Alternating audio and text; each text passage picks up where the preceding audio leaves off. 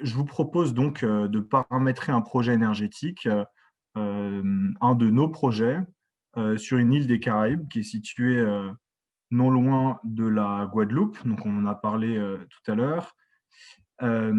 Et on va placer simplement, comme ça, sur la carte, une consommation électrique qu'on pourrait paramétrer de façon plus détaillée. Mais là, je vous propose de laisser un profil résidentiel avec une énergie consommée de 100 mégawattheures.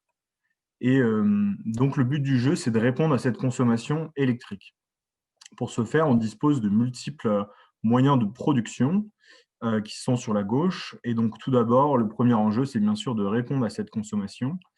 Et ça, on peut le faire avec une centrale électrique qui, malheureusement, va la plupart du temps fonctionner au fioul lourd. Ici, on peut paramétrer donc plusieurs choses, par exemple la durée de vie de l'installation.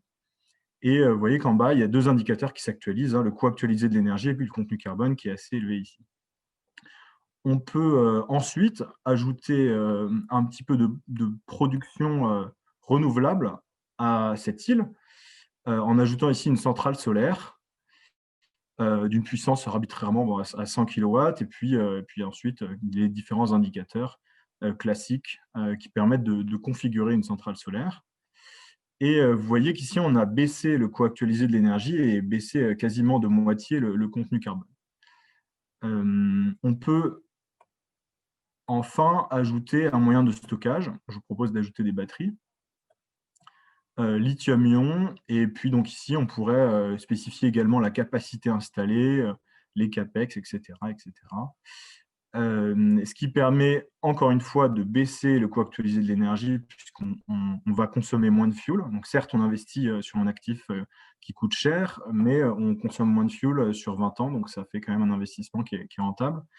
Et le contenu carbone, là, pour le coup, il a énormément chuté. Et puis, peut-être 2 minutes pour vous présenter les autres résultats donc, de cette simulation. Donc, on a le coût actualisé net du projet, la disponibilité ici, l'autoconsommation, l'autoproduction. Bon, là, on a une autoconsommation assez faible, mais évidemment, c'est un projet qui n'est pas, le dimensionnement n'est pas optimal, hein. Il faudrait aller plus en détail pour avoir une meilleure autoconsommation, donc mieux dimensionner les technologies qu'on a placées. Et puis des pertes et l'emprise au sol et sur toiture.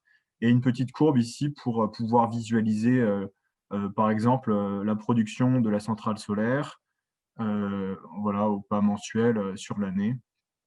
Et puis différents, voilà, la consommation, la production et puis le stockage. Et puis à la fin, on peut enregistrer son projet comme ceci pour pouvoir revenir dessus, le présenter éventuellement à d'autres, le partager en partageant l'URL du projet.